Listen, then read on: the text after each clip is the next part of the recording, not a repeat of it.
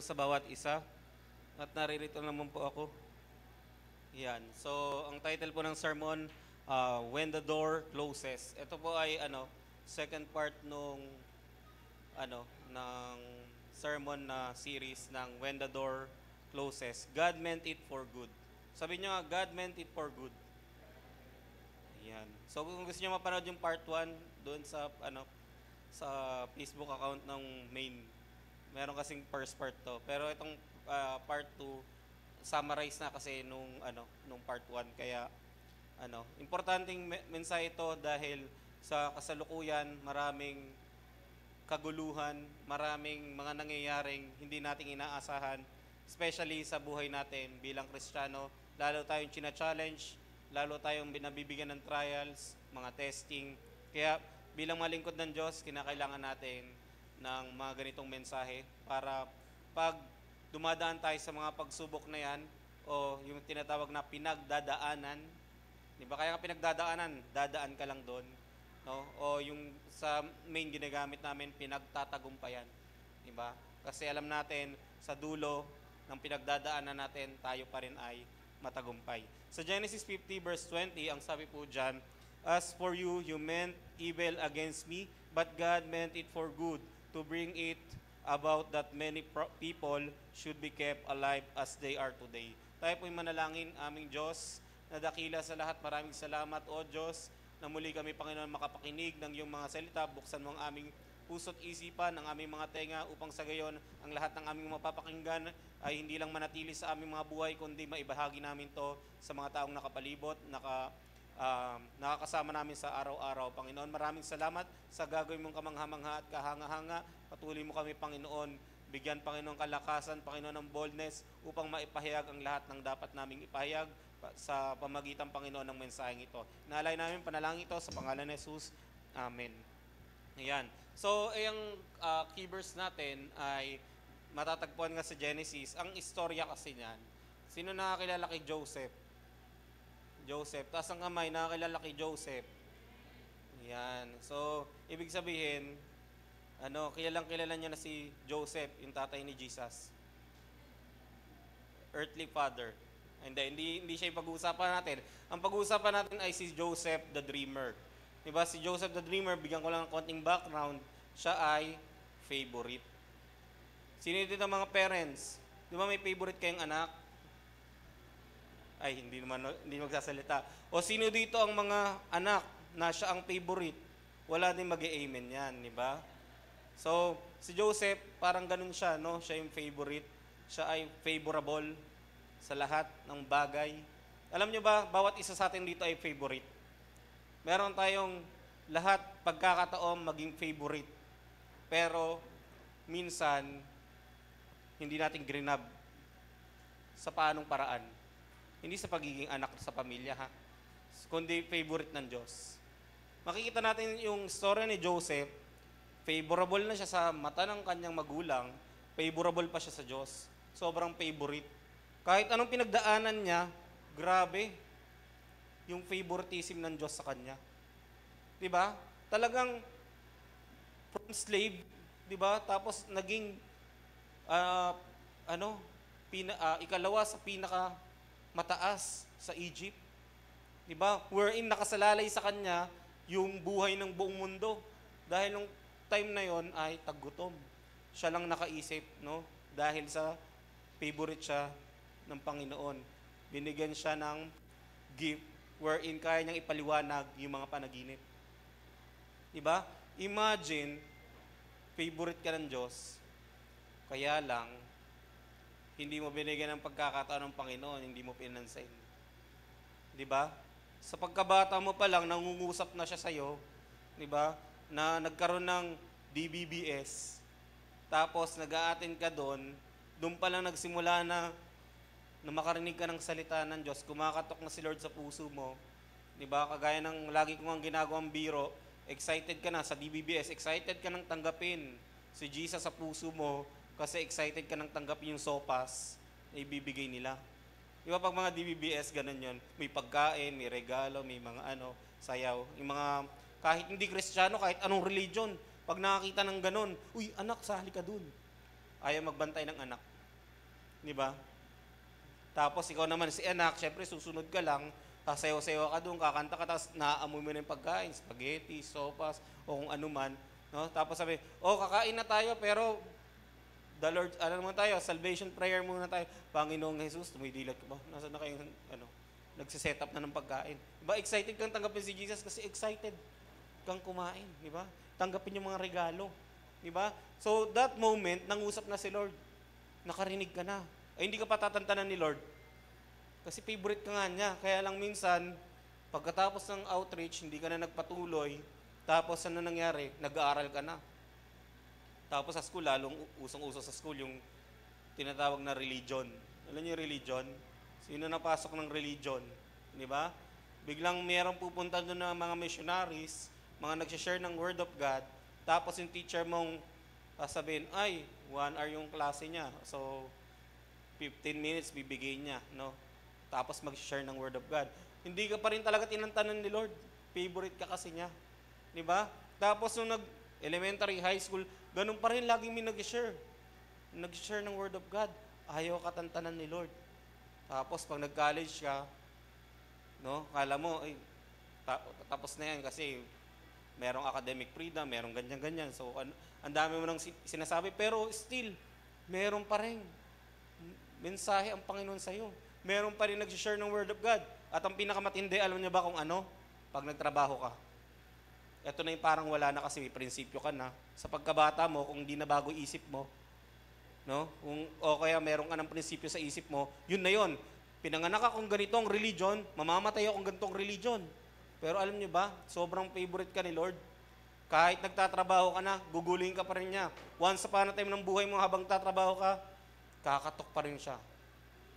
Diba? Kakatok at kakatok, gising na. Diba? Hindi mo na kailangan tanggapin si Jesus sa puso mo, ginawa mo na yun nung bata ka eh. Anong kailangan? Revival. Alam niyo yung revival sa mga ospital, 50-50. Diba? Meron bang patay na nire-revive? Diba? Pwedeng kakaano lang, nire-revive ng ganun, diba? So, 50-50. May chance na mabuhay, may chance na mamatay. Ganon tayo. Pag tayo nawala, nakalimot sa Panginoon, no, kailangan i-revive. Ayun na yung trabaho ni Holy Spirit. No? So, ganon tayo ka-favorite ni Lord. Kaya baka iniisip nyo, bakit si Joseph lang yung favorite? Grabe yung favor ni Lord sa kanya. Lahat tayo ay mayroong favor ni Lord. Hindi lang natin pinapansin. Ibig sabihin, lahat tayo binigyan ng pagkakataon ng Panginoon. Kaya lang, nasa atin kung paano natin gagamitin yung favor na yon. Yun. So, unang tanong, have you ever experienced a door closing in your life? Yung tipong papasok ka sa Alphamart, tapos, may nauna sa'yo, di binuksan niya yung pinto, tapos malayo ka pa, papasok ka sa Alphamart, biglang sumara na yung pinto. Naranasan niyo ba yon? Papasok ka sa isang lugar, di ba, may mga nauuna. Tapos, dahan-dahan sumasara. No? Kaya maganda sa Dali eh. Hindi na nakapuntang Dali.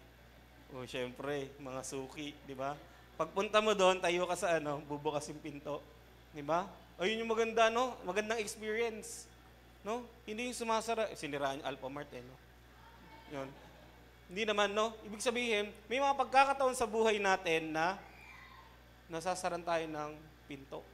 No, kagaya na lang isang bata, pangalanan natin, na nalimutan ko kasi pangalan, babaguhin ko na, hindi. Re-relate ko pa, true story to, pero layman's term ko, babaguhin, na lang, basta ako na lang bahala. Yan, makinig lang kayo sa kanya. May isang bata, papangalanan nating Rodney. Taga Type C. Tapos, tuwing bakasyon, pagkatapos ng, di ba, nag-aral ka ng 10 buwan, tapos meron kang 2 buwan magbabakasyon. Tuwing bakasyon, gustong-gusto niyang mag-try out. Di ba, pinaghahandaan niya yun. Di ba, bago mag-end yung mag-recognition day ang school, ginagawa niya, pinaghahanda niya, nag-workout na siya, nag-shooting na siya, kagaling sa school. Tapos, dumating yung summer, sabi niya, magkahandaan ko to kasi alam niyo may liga, may mga liga. Yun, so shooting siya, praktisado siya. Tapos, dumating yung oras na mamimili na kung sino lalaban. Eh, ang dami nila. So, nangyari, pipiliin na mula sa kanila kung sino yung mga pinakamagaling, matatangkad, ganyan-ganyan. So, asang-asa siya na mapipili siya. So, ang ending, isa na lang, di ba, tinawag na kasi may maglalaro. Tapos may mga sub pa. No? Yung isang-isa na lang, yung tatawagin, yung katabi niya pa hinatawag. So, hindi siya napili. Ang nangyari sa buhay niya, sobrang lungkot niya. Pinaghandaan niya to, di ba? Imagine, isa kang bata na gustong-gusto mong makasali, pero nasaraduhan ka ng pinto. Di ba? So, ganun din, no? Kaya tinatanong ko, meron ba kayong experience na nasarahan kayo ng pinto sa buhay nyo? No? Maybe it was a job you didn't get. Minaplayan ka, pero hindi para sa'yo. Diba? Asang-asa ka na, pasado ka na sa exam, sa lahat, sa interview, tapos, hindi ka na pinansin, hindi ka na in-email, diba? Kasi, nakakita na mas better sa'yo, diba? Or a relationship that ended. Diba? Binrake ka ng boyfriend, ng girlfriend, diba? O yung close friend mo, diba? Fake friends pala, diba? Akala mo totoong kaibigan, hindi pala, diba? So, lahat ng uri ng relationship, di ba? Ano pa? Meron kang pangarap, pero hindi nagkatotoo. Di ba? Napapanaginipan pa yung pangarap na yon, pero hindi mangyari-yari. Di ba? So, marami tayong mga experience na nasaraduhan ng pinto at ang nakakaalam lang niyan, ikaw at saka si Lord. Kasi minsan ayaw natin i-share yung drama natin, di ba? Uy, alam mo ba, pangarap ko maging artista. Di ba? Siyempre, mahihiya ka. Di ba? Na i-share, no? Yung mga ganun, kaya lang, ganito, ganyan, no? Ibig sabihin, pag hindi pa nag-share ng ganun, wala pa kayo dun sa ganung closeness. Okay, kaya yung mga ka-churchmate natin, di ba? Pag hindi pa sila nag-share ng mga pangarap dapat nila, hindi pa kayo close. Akala mo na close na kayo. Ibig sabihin, kailangan pa ng more fellowship, more bonding. Di ba? Kaya nga nung kinorek namin yung tinatawag na sa hapon, di ba, merong youth service. Diba? Kino-correct yun. Bakit? Dapat youth fellowship, adult fellowship, hindi service. Kasi ang service natin sa umaga, ibig sabihin magsisimba na naman tayo. Diba? Meron na naman, diba? Dapat nabubuo yung fellowship, diba? Ng bawat isa. Wherein, nagfe-fellowship tayo, kasama pa rin si Lord. Diba? Para mas lalo natin makilala yung bawat isa. No? Nagiging pamilya. No? Family talaga yung turingan. Yan. So, tuloy natin. In moments like this, it's easy to feel forgotten, confused, and even angry with God. Di ba? Kasi, bakit, Lord, di ba makapatanong ka na lang, Lord, why did you let this happen? Di ba? Bakit nangyayari to, Lord? Bakit pinahintulutan mo mangyari to? No? Kaya nga yung lahat ng kilala ko, etong Psalm 73 verse 1, yung truly God is good to those who are pure in heart. No? Lahat ng kilala ko, merong pananampalataya sa sinabi dyan sa Psalm 73 verse 1. Diba? Lahat tayo nag-i-stay dyan. We cling to that promise. We expect that kapag tayo ay namuhay ng maayos and stay faithful, obey God, ano mangyayari? Mare-rewardan tayo. Diba? Lagi tayong kumakapit dyan. Pero paano na lang kapag hindi ganun yung nangyari? Diba? What happens when you do everything right but still end up hurt, betrayed, or forgotten? Diba? Sa Psalms 73, diba, ang writer niya si Asaph, naranasan niya rin yan, no? Sabi niya nga sa verse 2, but as for me, my feet had almost stumbled, my steps had nearly slipped. Diba? Ano man nangyari? He almost lost his faith. Diba? Yung pananampalataya niya mawawala na. Diba? Why? Because he saw wicked people succeeding while righteous people were suffering. Yung mga matutuwid, nagdudusa, habang yung mga may kalokohan, may mga korupsyon, diba? Nagsasaya. Diba? Maraming batas ang ginawa ang Senado, anti-poor. Nagpataw ng tax sa mga farmers, nilagyan pa tayo ng tax sa mga digital, Di ba? Yung Netflix natin, imbis na 400, nadadagdagan. Di ba? Ang dami. Di ba? Bakit naglalagay sila ng mga ganun? Di ba? Sabi nga, tapos na yung eleksyon, si Mayor Vico, di ba? May savings pa. Di ba? Bakit? Kasi pag nagbi-bidding hindi open sa lahat Di ba? Pag nag-request ako kunyari ng computer. So, magre-request. Alam mo, ang presyo ng computer, 55,000. Pagdating doon, dadagdagan ng 30%. Sa bidding, kung sino yung magaling mag-corrupt, siya na yung mananalo. Di ba? Kung sino maraming blessing, di ba? Ganun nangyari. Si Mayor Vico Soto, anong ginawa? Inopen niya yung bidding. Transparent. So, kitang-kita nila kung magkano lang talaga. Lahat ng imbis na napupunta sa corruption, napupunta sa savings. Nagpatayo ng 9 billion ba yun? Yung City Hall niyang napakalaki. No? Kung dami ng question nun, bakit ganyan kamahal yung City Hall? Di ba? Nandun lahat. Evacuation area, nandun na lahat. Pwede nang tumira, parang hotel, parang mall. Di ba? Grabe, di ba? Kapag ang tao ay may takot sa Diyos, totoong takot sa Diyos, hindi ginagamit lang yung Diyos para manalo. Di ba? Kapag ang tao may takot sa Diyos, lumaki sa simbahan, di ba? Gagawin niya yung tama. Di ba? Bumalik tayo dito. Yan. Tapos sinabi niya si Asaph, sinabi niya sa verse 13, Psalm 73 verse 13, all in vain have I kept my heart clean and washed my hands innocence. Yan. So, ibig sabihin, nga talaga, di ba? Na yung mga hindi matutuwid, sila pa yung maraming reward. Tapos umaasa tayo, tapos pag hindi natin nakuha yung reward, ano nangyari? Kapatid, sa langit, natin reward. Di ba? Laging ganun na lang yung sinasabi natin, di ba? No? Laging, Lord, bakit ganun? Bakit doon pa sa langit? Bakit yung ibang tao, ang dami na nalang tatanggap dito, kung sino pa yung mga hindi nananampalataya sa'yo? Kung sino pa yung hindi sumusunod sa'yo? Kung sino pa yung hindi nagpapagal sa'yo? Kaming itong nasa bahay, sambahan, ginagawa yung mga dapat namin tungkulin nang walang bayad. Di ba? Sa outreach, abonado ka pa. Di ba?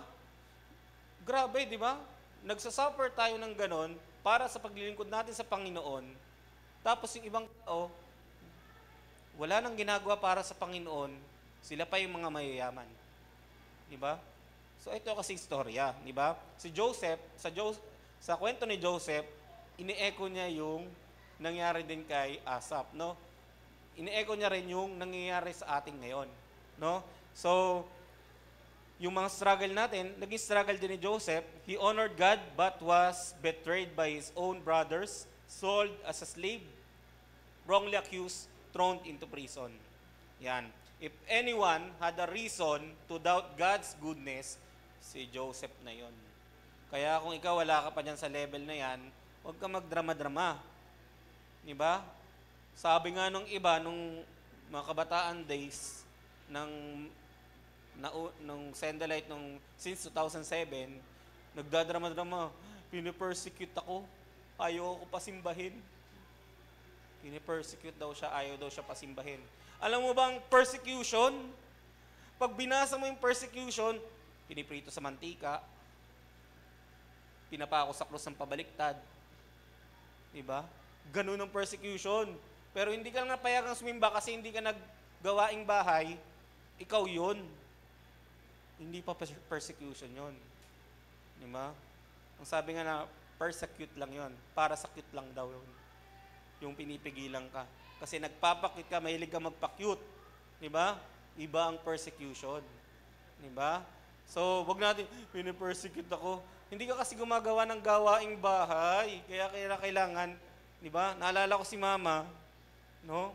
Sabi niya, bago daw siya maka-attend ng Sunday, gigising siya ng maagang maaga, madaling araw, magsisimula na siya maglaba. Para pagdating ng oras ng magsisimba na siya, wala nang question ang nanay niya. Di ba? Wala, naglaba ka na ba? Di ba? Hindi daw siya makasimba pag ganun So, gigising siya, mag-e-effort siya, kasama yun sa worship mo sa Panginoon. Ibig sabihin, kung 5:30 in the morning yun, nagsimula kang gumising, naglalaba ka, worship na yun sa Panginoon. Pagsamba sa Panginoon. Bakit? Ang nawiwin mo, yung pamilya mo. Uy, grabe, yung ginagawa niya sa Panginoon. Gagawin niyang lahat para lang makasimba. Diba? Kaya tayong pagiging masipag, part na yun ng buhay. Kasi paglilingkod yan sa Panginoon. Huwag ka na magreklamo kung lagi kang ikaw inuutusan. Diba? Darating din ang panahon, ikaw naman yung mag-uutos. Diba? Huwag kang magreklamo ngayon lagi kang inuutusan. Mas maganda pa nga, ikaw yung napapansin. Kasi kaya ikaw yung nauutusan, ikaw yung napagkakatiwalaan. Parang budol ba? Scam ba? Hindi, ano talaga yun, no? Ikaw yung napagkakatiwalaan sa pamilya. Diba? Sa school. Diba? Ba't sa school gustong-gusto ng estudyante magpautos? Kasi nararamdaman nilang mapagkakatiwalaan sila. Naalala ko, ewan ko, nakwento ko na ata to dati. Meron akong estudyante galit sa akin. Kasi meron, akala niya may mga favorite ako, mga inutusan ko. Diba? O ikaw, ganyan-ganyan. Tapos, one time, lahat ng inutusan ko, hindi available. Yung galit sa akin, inutusan ko. Sabi ko, uy, mag-ano ka nga muna ng ano. Tapos pagkatapos ng ano niya, binalik niya na sa akin yung inutos ko sa kanya. Sabi niya, Sir, ang sarap pala sa pakiramdam ng napagkatiwalaan. Diba? Ministry. Diba? Nasama ko yun sa mga fellowship na ginawa ko sa church noon. Diba? Kasi, yung simpleng utos na yun, diba? Makakapag ano pala yun. Nawala yung galit niya sa akin. Buong SEM, nakangiti na siya. Diba? Ang apelido niya, Angeles. Type C. Diba? Imagine, nawala yung awkward niya sa akin, nawala yung galit niya sa akin, tapos na ramdaman niya yung, tawag doon, naramdaman niya yung nararamdaman ng mga iba kong nauutusan. Diba? Importante yung mag-utos sa atin. No? Importante yung magbigay ng tiwala. Kaya kita inuutusan. Ipaliwanag nyo kasi may tiwala ako sa iyo, kaya mong gawin yan. Diba? Ministry. Nawiwin natin sila sa ganung paraan. No? So sa mga anak din, wag na kayong magreklamo kung bakit laging ikaw. Ba't ba laging ako? Di ba? Kasi gusto naming maglingkod ka sa Panginoon through worship sa pamagitan ng paggawa ng simpleng bagay, mga gawaing bahay. Di ba? Pagsamba sa Diyos yan, di ba? Ibig sabihin, si Mama nag-qualified siyang magsimba every Sunday, ganung ginagawa. Di ba? Sinasabi, oy, Sunday na nga lang, Laba Day. Di ba? E di agahan natin. Sabihin mo sa magulang mo, sumama ka na kasi sa akin, sa mga kapatid mo, sumama na kasi kayo, magsimba tayo. Maglalaba daw sila. Bakit hindi mo tulungan maglaba? Di ba? Maglaba tayo para makasimba tayo. Ikaw, nagpapalabak pa ng damit mo. Di ba? So, dapat tumutulong ka na, di ba? Kami na-train kami, elementary pa lang kami, naglalaba na kami, kanya-kanya kami, magkakapatid. No? Basta tinuruan kami maglaba, gagano lang naman sa washing machine. Pero hassle pa nung kasi lilipat mo pa sa dryer. Buti lang praise God ngayon kasi may mga automatic na di ba? Sasampay mo na lang, no? Pero nakakapagod magsampay. Yung pinakaayaw kong gawin. Kasi yung paglaba, set up mo lang Malagay mo lang. Pero napapagod pa ako magsampay. Yan. No, wala ka nang gagawin, no? Sobrang katamaran na nun. Huwag niyong gagayahin. Yan. So, pero nagsasampay ako, masipag ako magsampay. Napapagod lang ako. Yon. So, ayun nga, no? Balikan natin, no? Ibig sabihin, lahat ng gusto nating gawing paglilingkod sa Diyos, gagawa natin ng paraan. Tayo rin yun, no? Kasi minsan, sinasabi lang natin, ayaw kang payagan. Bakit ka ayaw payagan? Ayun yung tanong. Di ba? May kasunod na tanong yan, no? So, kung wala ka pa sa level ni Joseph, ayusin na muna natin sarili natin, no? Yan, hindi ka naman tinapon sa kulungan, hindi ka naman binenta ng kapatid mo. Di ba? May nangyari na bang ganon? Yan. Napagbintangan. Sino napagbintangan? Sabi, ikaw nagbukas ng Nutella, hindi talaga ikaw. Di ba? Sinong ganon? Napagbintangan sa bahay. Di ba? Ikaw talaga yun. Sabi mo, hindi nga ako yun, pero hawak mo yung kutsara. Di ba? Palaman yun, hindi yung pinapapak. Di ba?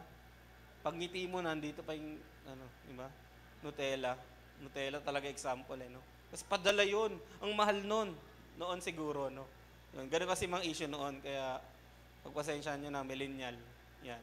Yung mga Gen Z, baka hindi nila nagigets, no? Yun. Ano ba yung trend ngayon? Hindi, na palaman. Meron ba? Wala ata eh. Hindi sila mahilig sa ganun. Gusto nila milk tea. Diba? Ikaw uminom ng winter melon ko. Diba? Amoy na amoy ko. Diba? Sa bawat paghinga mo. Hindi nga ako. Tsaa yun, diba? Yung mga milk tea, lasan tsaa lahat eh, no? Yan. So, balikan natin, no? Kaya sabi ko, si Joseph lang ang katangi-tanging pwede, no? Magreklamo sa Diyos, magduda sa goodness ng Diyos. Pero anong ginawa niya? Hindi niya ginawang magduda sa Diyos. Grabe yung pagpabalaki kay Joseph, no? No? Imagine, merong gantong katatag na pananampalataya na kahit ano nangyari sa kanya, hindi siya nag-waver. Di ba? Kahit ano nangyari sa buhay niya, nagtiwala pa rin siya sa Diyos. Di ba? Yung ups and down niya. Di ba? Sunod-sunod, binetray ng mga kapatid. Kinakabahan na yung mga favorite. Uy, baka ano, yung mga kapatid ko. Di ba? Binenta para maging alipin. Pinagbintangan, tinapon sa kulungan. Di ba? Hindi pa yun natatapos dun sa kulungan kasi nakalimutan pa siya. Nung akala niyang friend niya, fake friend. Sabi niya, ininterpret ko para may panaginip niya. Sabi ko, wag niya akong kalimutan paglabas niya dito. Fake friends. Dahil hindi naman nagdrama si Joseph ng ganon. Diba? Kung ako si Joseph, magdadrama talaga ako. Simula ngayon, wala na akong interpret na panaginip. Diba? Namatay na lahat sa gutom. Kinalimutan niyo ako. Pwede siya magdramang ganon eh. Pero hindi niya ginawa. Diba? Mabuti talaga ang Panginoon, hindi ako ginawang Joseph. Diba? Kasi kung ako ginawang Joseph, magdadrama na lang ako sa isang sulok sa kulungan na gano'n, tapos may nakasulat letter P. Prisoner eh, di ba? Naka-orange. Di ba? Pero, hindi gano'n ginawa ni Joseph. Grabe pagpapalaki sa kanya.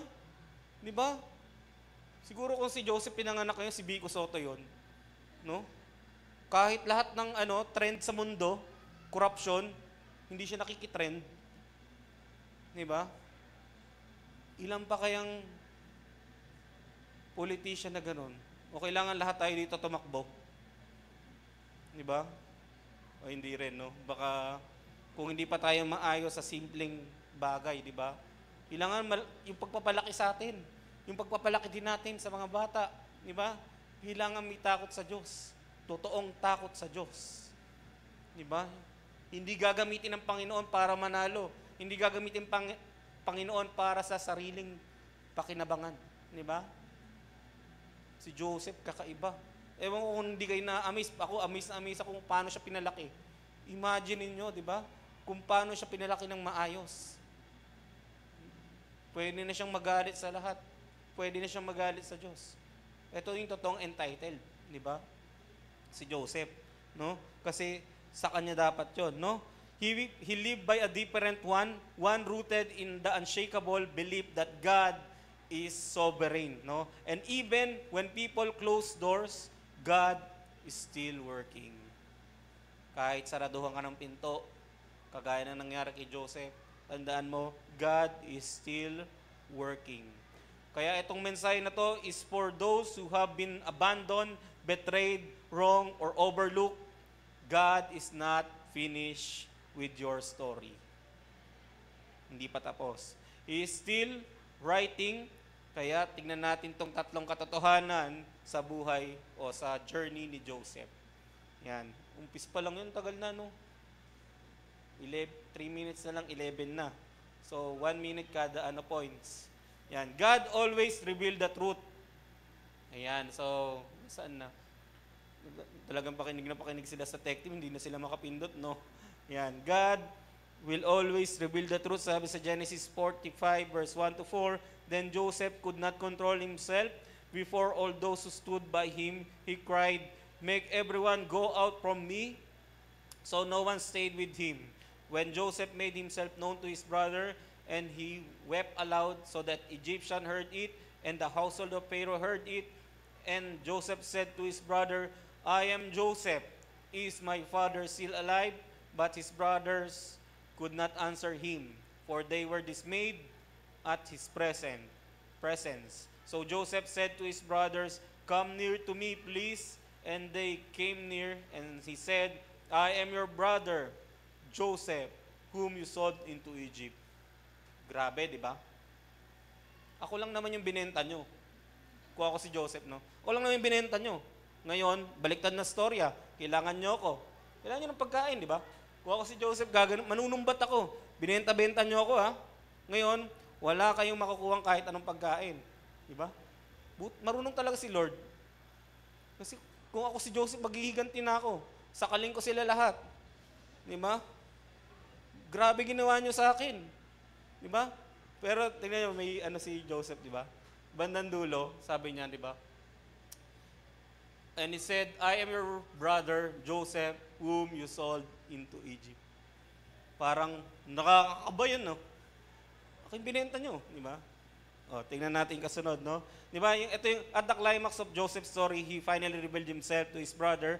They are shocked and terrified. Years of guilt surface. Di ba, yung tinago-tago nila, nasabi nila patay na yung kapatid nila, pero ito, na-reveal yung katotohanan, no? Joseph doesn't meet them with vengeance. He meets them with grace. Di ba? Grace, bakit? Di ba? Ano masabi niya? Di ba?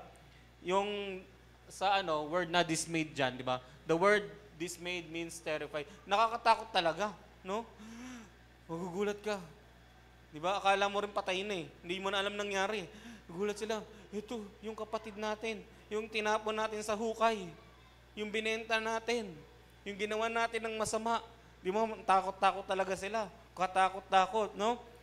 They thought judgment was coming, but Joseph says, "Come near." Di ba? Kaya he doesn't push them away, he embraced them. Di ba? Ewan ko, na-preach ko dito yon yung Iso, di ba? Nagyakapan din sila. Tapos, saksak, joke. Di ba? Walang gano'n, no? In-embrace din ni Joseph. Iba talaga yung embrace. Di ba? Sabi nga kanina, di ba? Pag kailangan daw ng tao ng hug, di ba? Power hug, di ba? So, iba talagang klase embrace, di ba? So, ano na nangyari? Joseph reveals the truth, but he does with compassion. Grabing compassion. This is a picture of how God brings justice and healing. He exposes what's hidden, not to shame us, but to restore us. Di ba? Ano ba nangyari? No? Hindi naman nakalimutan ni Joseph yung nangyari. Di ba? Kasi sabi niya, ako binenta nyo. Kaya lalo sila natakot eh. Di ba? Baka ito na yung katapusan natin. Di ba? Pwede yung ganun naglalaro sa isip nila. Baka may iba pa siyang plano. Di ba? So, hindi natin alam kung anong talagang nararamdaman nila, pero takot sila. Kaya to those who have been wrong, trust that God will bring everything to light. You don't need to seek revenge. God is just. Si Lord na bahala. Kaya nga sabi sa Hebrews 4 verse 13, "And no creature is hidden from His sight, but all are naked and exposed to the eyes of Him to whom we must give account." Sabi din sa Romans 12 verse 19, "Beloved, never avenge yourself, but leave it to the wrath of God. For it is written, vengeance is mine, I will repay, says the Lord." Kaya, wag na tayong gumante. Di ba? Hayaan na natin si Lord ang gumante. Di ba? God knows every injustice. He will deal with it in His time and in His way. Kaya lang minsan naiinip ka no? Lord, paghihiganti mo pa ba talaga ako? Kung hindi mo kaya, ako na lang maghihigante. Minsan ganun tayo, di ba? Ganting-ganti ka na, di ba? Pag binato mo ng bato, batoy mo ng tinapay. Nasa grapon, sobrang galit mo, di ba? Yun, di ba? Ganun tayo, hindi tayo mapakali. Gustong-gusto na natin gumante. Gustong-gusto natin ipaglaban natin sarili natin. Pero tandaan mo, si Lord, di ba? Iwanan mo na sa wrath of God yun. Di ba? Si Lord na ang bahala doon. Ayan. So, you can let go of bitterness because God will handle it. Diba? So, ikalawa, God works through our pain for our good. Sa Genesis 45 verse 5 to 9, "And now Do not be distressed or angry with yourself because you sold me here. For God sent me before you to preserve life, for the famine has been in the land these 2 years, and there are yet 5 years in which there will be neither plowing nor harvest, and God sent me before you to preserve for you a remnant on earth, and to keep alive for you many survivors. So it was not you who sent me here, but God.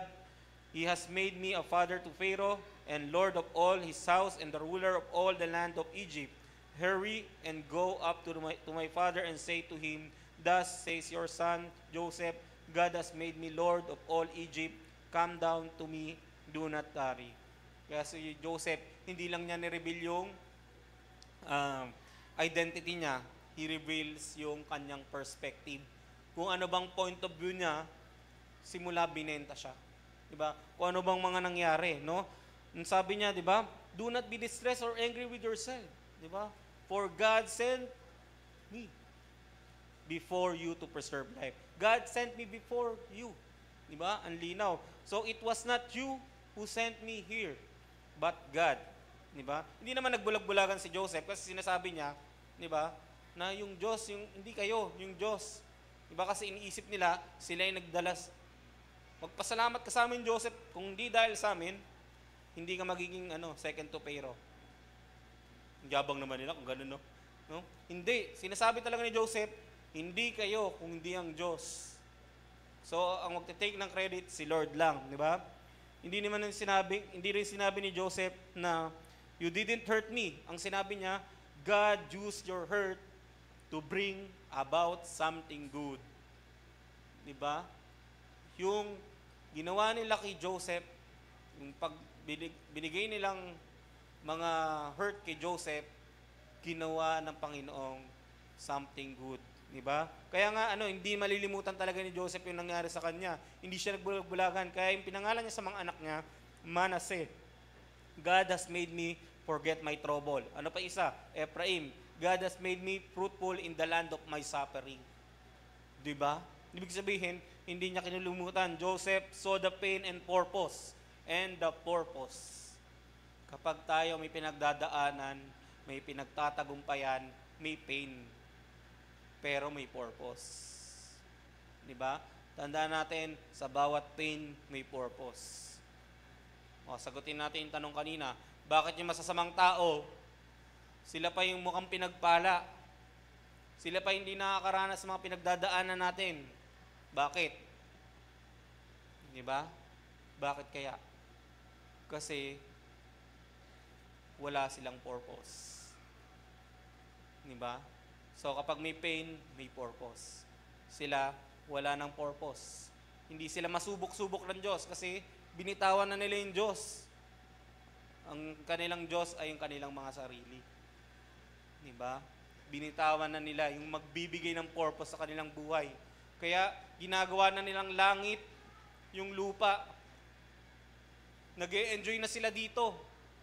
Diba? Kasi eto na yung langit-langitan nila. Kasi yung mga sarili nila, yung Diyos-Diyosan nila. Diba? Kaya tayo, dumadaan sa pagsubok kasi sinusubok tayo ng Panginoon. Hanggang saan yung pananampalataya natin. Kapag ang ginto dumaan sa apoy, ginto pa rin ba siya? Magniningning pa rin ba siya? Diba? Kagaya natin, diba? Para tayo mga ginto. Pag dumaan tayo dyan, magniningning pa rin ba tayo para sa Panginoon?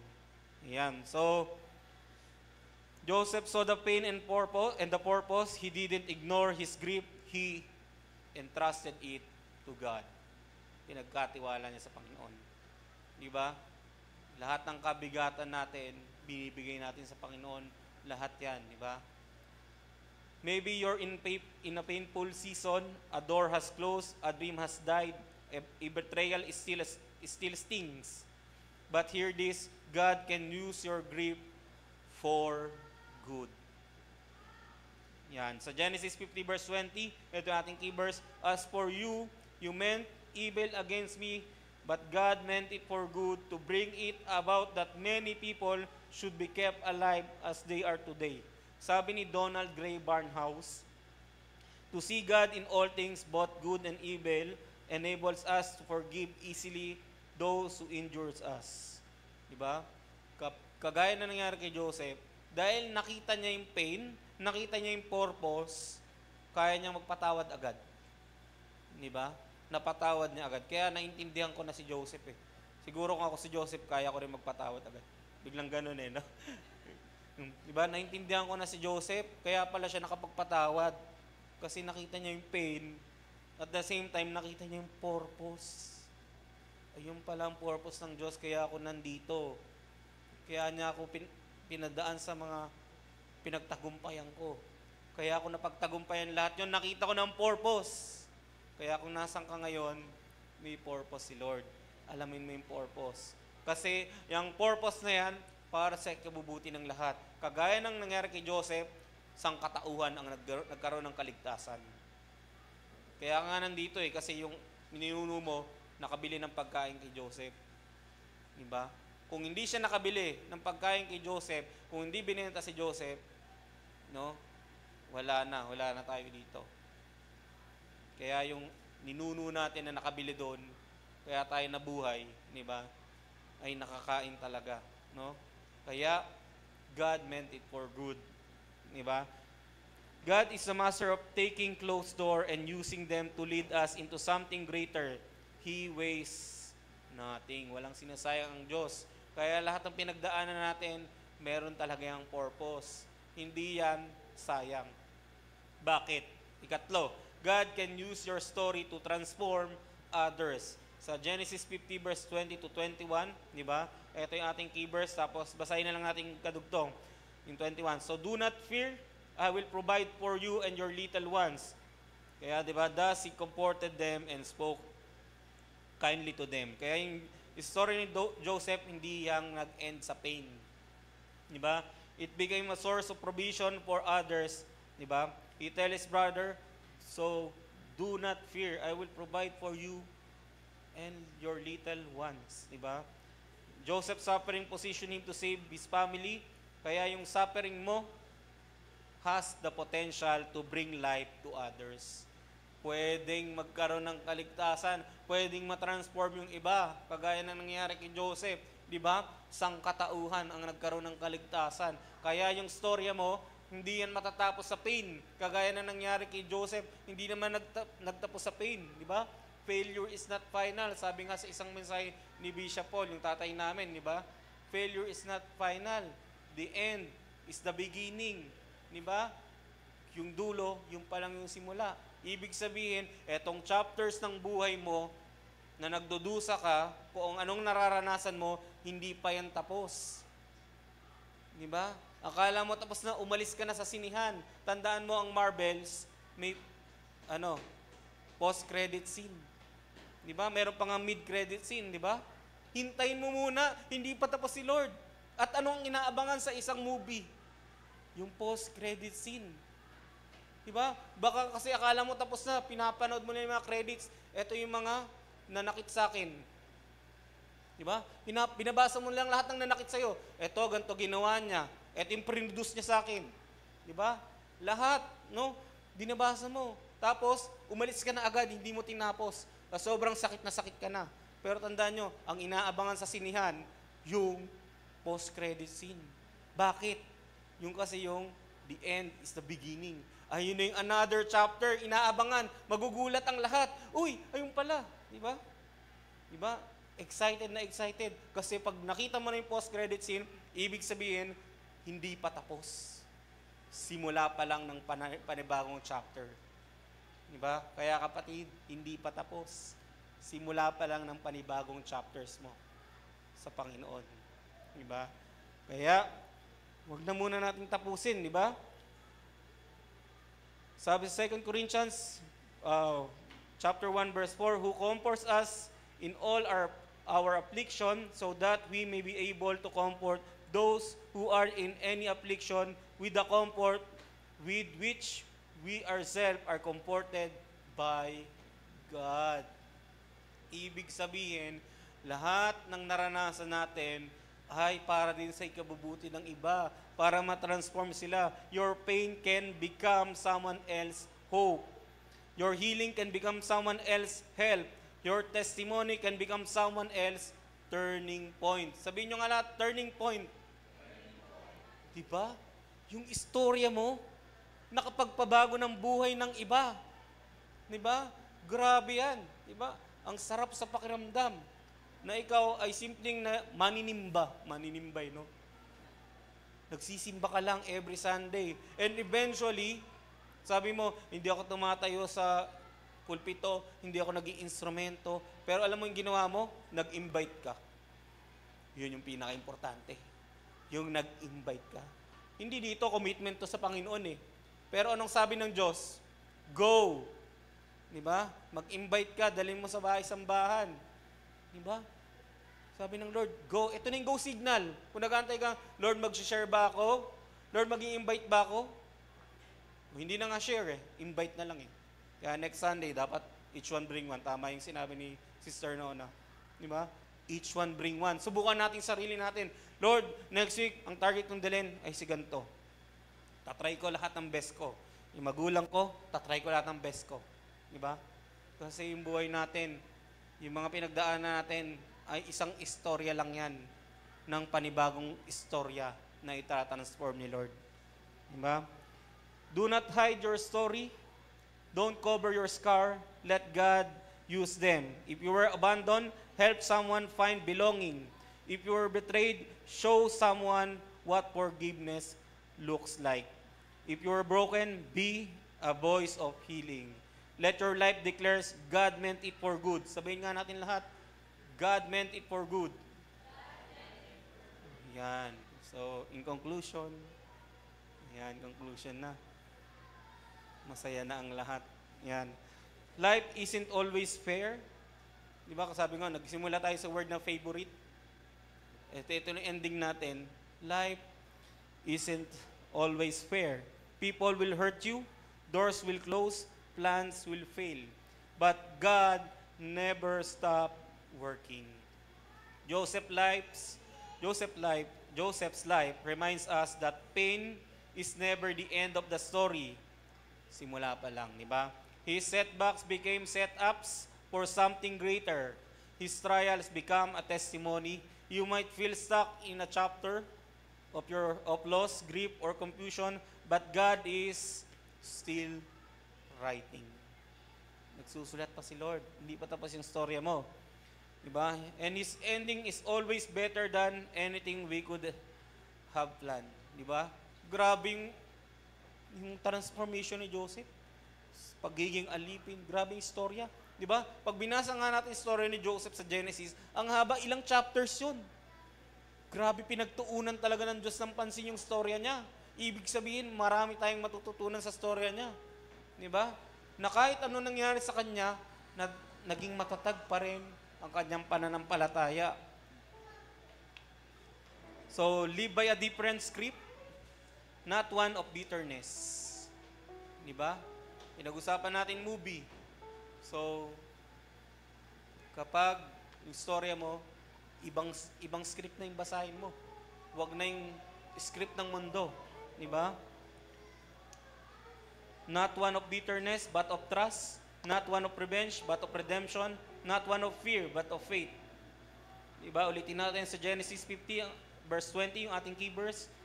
As for you, you meant evil against me, but God meant it for good, to bring it about that many people should be kept alive as they are today. Let that be the script you live by. Diba? Today, reflect on the doors that have closed in your life. Tanungin natin si Lord, what are you trying to teach me through this? Diba? Then take natin yung step, forgive someone you've been holding bitterness against. Diba? Kung meron ka pang di napapatawad, patawarin mo na. Share your testimony with someone who needs hope. I believe, no? Sa bawat nakakasalumuhan natin sa araw-araw, may mga taong pinapamit sa atin si Lord. May mga taong tayo nakakasalumuhan sa bawat araw na kailangan nila ng pag-asa na natamo mo sa Panginoon. I-share natin sa kanila. Thank God for a painful season that you taught something. Don't waste your pain. Let it be the very thing God uses to bring salvation, healing, and purpose. Not just for you, but for others. Kaya this week, i-declare natin with faith, they meant it for evil, but God meant it for good. Sabihin nyo nga, they meant it for evil, but God meant it for good. Yan. Kaya ang pangangaral na to ay spiritual and can only be understood and fully enjoyed by God's children. Kung nais mong pagpalain sa pangangaral na to, dapat mong unang tanggapin ang ialay ang iyong buhay sa Panginoon sa Kristo. Upang lubos na makinabang sa pangaral na to, dapat mong tanggapin si Hesus Kristo bilang iyong sariling Panginoon at tagapagligtas sa pamagitan ng panalangin ito. Lord Jesus, I come before you today with a broken and contrite heart full of repentance. Please forgive me from all my sins. Today, I surrender my life to you. I believe that Jesus is Lord, and I confess it with my mouth. Jesus, come into my life, into my heart, and save my soul from eternal destruction. In Jesus' name, Amen. Yan. Tayo po magsitayo at awitin po natin ang goodness of God.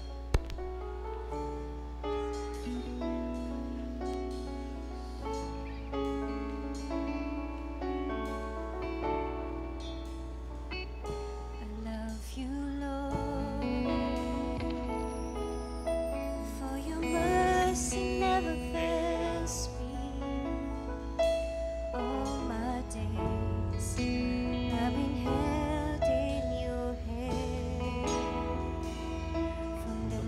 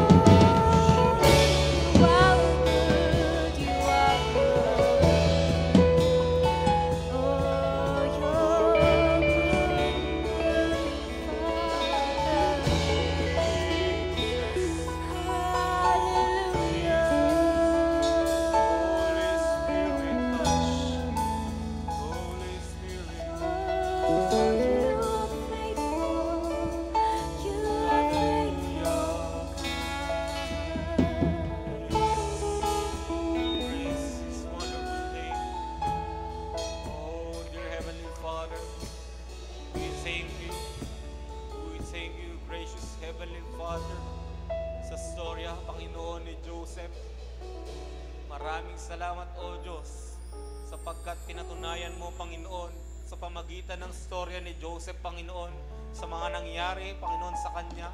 Pinakita mo, Panginoon, na ikaw, Panginoon, you are in control.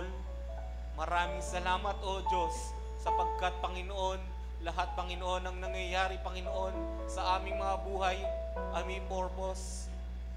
Sa pamagitan, Panginoon, mga pain na aming naranasan, Panginoon, alam namin sa kabila na ito, Panginoon, ng mga pain na ito, sinamahan pa rin kami upang aming mapagtagumpayan ng lahat.